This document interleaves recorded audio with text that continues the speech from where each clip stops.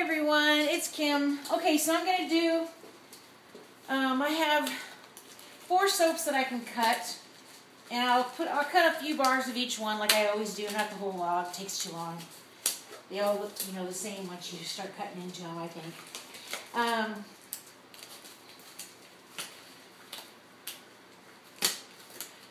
So the first one is Moonflower. It's really tropical, kind of a tropical fruity scent. Yeah. So anyway, here it is. It's got actual dragon fruit on the inside. Which way should I go? Let me trim off about that much. I'll just trim it off from here.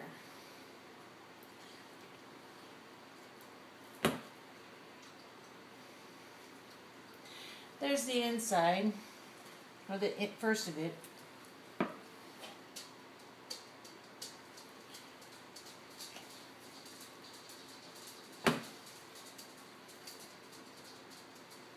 These are pretty colors.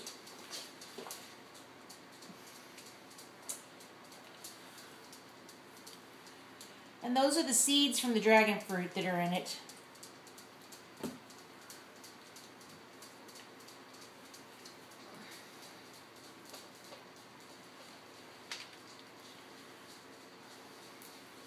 And those colors are from Nurturer.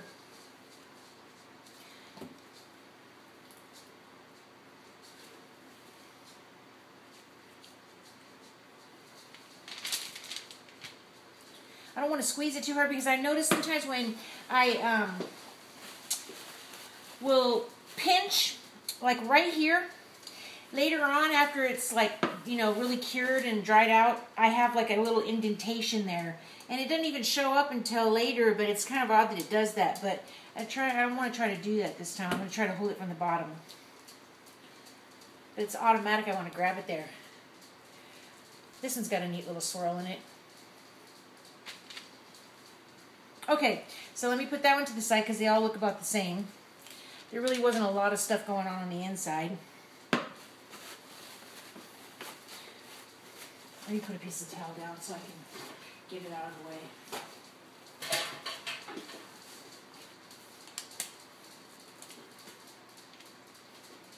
Okay, there's that one.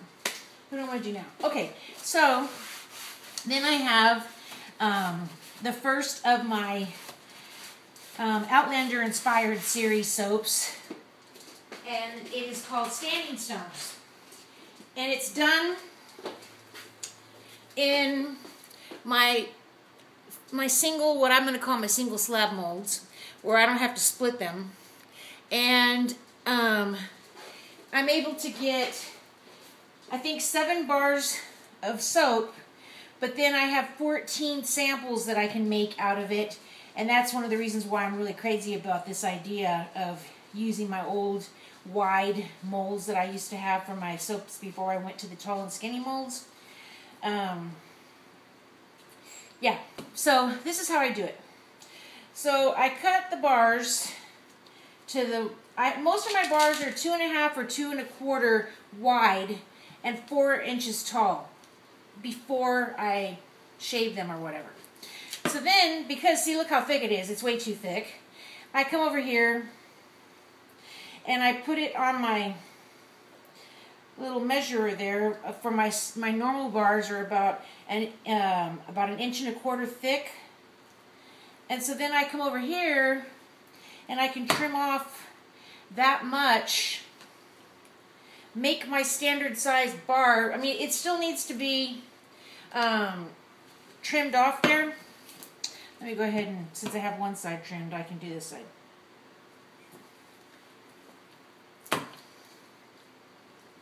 That was an end piece. And then I've got my regular bar, okay? There it is. Okay. That's Standing Stone. And then what happens is, then I have, they're not going to have all the little pretties on the top, but for somebody who wants to sniff what Standing Stone smells like, here it is. I have these little samples, and they're like ideal, little size that fit in my glassine bags that I use. and I made the little labels for them. And so then I can have plenty, like, so after I get my 7 bars out of this, I have 14 samples, and so that way they're all evenly cut and they're not just like the end pieces, you know, like how I had been doing it, and I don't have to buy it, you know what I mean? It just worked out. And so let's do another one. So I come over here, that end piece is already cut off, so I can just put it right up to the line. I trim a piece off. I don't even have to move that all the way over. It has, you know, the design on it. Come over here, trim off the end. There's my bar. And here's my 2 samples. That's what I did on the last bunch of slabs that I'd made. So then I got my nice little samples here. I'm just going to go ahead and do this whole slab just because it'll make it easier.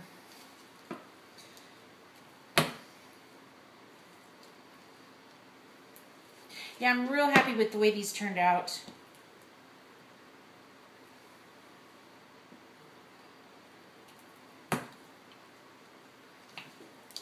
Here's my other bar. It has that stone look to it.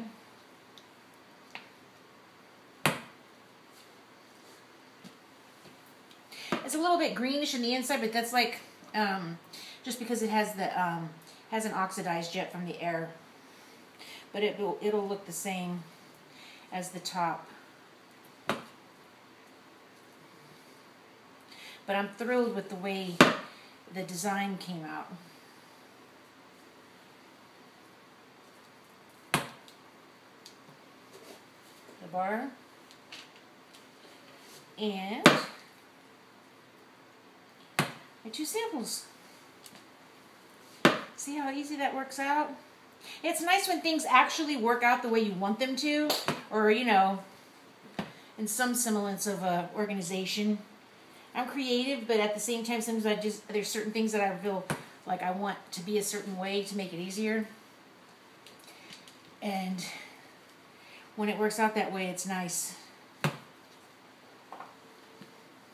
I am going to buy me a splitter hopefully next month for my tall and skinny soaps. And maybe eventually I might change this whole little plant, but right now I just love this. And I don't mind making the, what is it called, the extra wrapping, you know, like lining them or anything, it's fine. So anyway, in these books, in this story, the standing stones is what this character falls through and goes back in time. But those little blue flowers are forget-me-nots. And I feel like as though, as far as the story goes, if she wouldn't have went back to she likes botany, and if she wouldn't have gone back to these stones by herself to look at these flowers and to get a sample to take back with her, she wouldn't have ever met the other character in the story, which is named JD. And so that is one reason why I felt like as though I wanted to make it, you know, make this design and add those to it.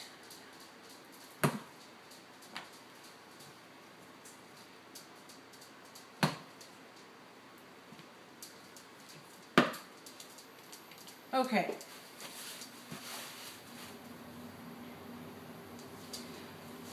Okay, so here is my other book series. I love the colors in this. It's perfect for him. I don't know why. Just reading about him, it reminded me of these colors. So I love it when things work out sometimes, accidentally. You know, not really like with a lot of stress thinking about it. Because I didn't know what I was going to do when I was going to make this last night until 5 minutes before I started pouring the batter. Or, you know, what colors I was going to use. But anyway, this character is named Fernando. And he is Fernando. He is from the book series from Deborah Harkness. I call them Sentimental Secretorum. And he is a vampire. I don't remember exactly how old he is because I've only listened to the book once. Not like the other 200 times with the other 2 books that I read. I mean, that I listened from this series. But this is the final book. I added to my Sentimental Secretorum, I'm adding like 3 more new scents and revising one of the other scents that I already had, just simply because she actually put the description in the 3rd book. So I wanted to make it true to her description, as true as my interpretation goes. And so anyway, he is supposed to smell like bitter orange and saffron. He likes to cook and stuff. Well, I used blood orange essential oil and a saffron and cedar fragrance oil and mixed them together, and that's where his scent comes from. So, here we go. I'm going to go ahead and just trim off this end. Pretty. I really love the way the gold actually is sparkly in it. And no, he does not sparkle. Oh, it looks nice. Okay, look at that. Look at those colors. Oh, it's so pretty. And then the top. I'll come back a little. So anyway, that is Fernando.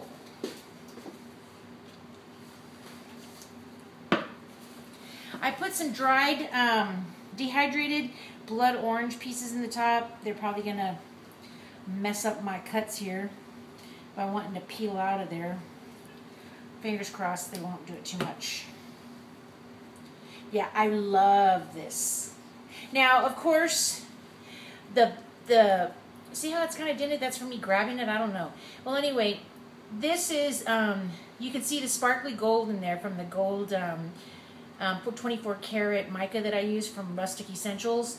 And then this is Dark Cow from Hershey's, just the regular cocoa, but it is darker than normal normal cocoa powder when I used it. That's what I did notice.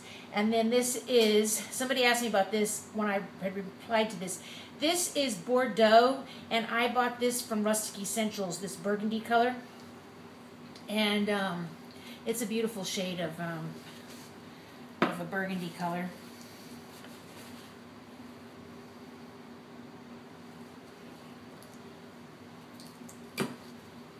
But I love those colors for him. I don't know, I just think they kind of are appropriate. I don't know, Deborah Harkness, what do you think? I get to meet her this weekend. I'm going to a book signing. There goes a piece of orange. And I'm going to have to bring her some of these new blends of the characters. I'd already sent her all the other stuff that I'd made. Because after all, they were inspired by her characters. And for like 2 years plus, I listened to the books over and over again and worked on developing like the way the packaging and everything would look. Just because I'm one of those crazy obsessed fans about certain things, and when books touch me emotionally or whatever, I really like them, I want to honor them by making something, and I guess that's what that whole fan-made art thing is about. But anyway, so anyway, this is Fernando. And now I'm going to cut up here.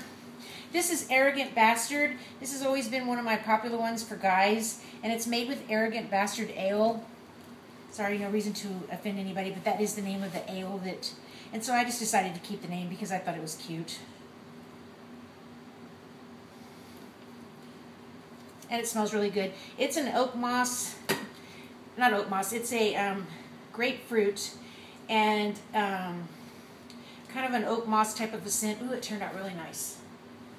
I really like that.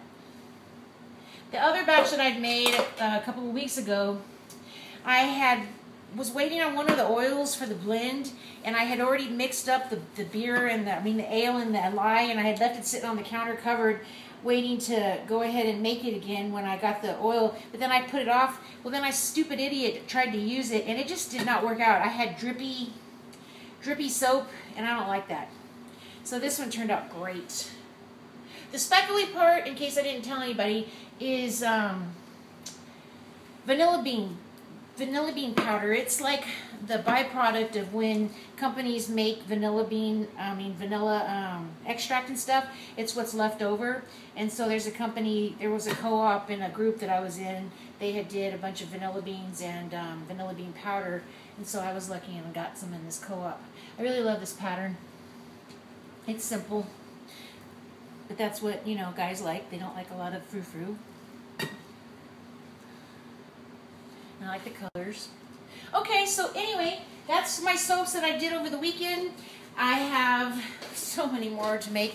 I have the rest of the ones for the Outlander series that I'm making, and then just some other ones that I have to keep up with. But anyway, hope you have a great evening. Talk to you later. Bye.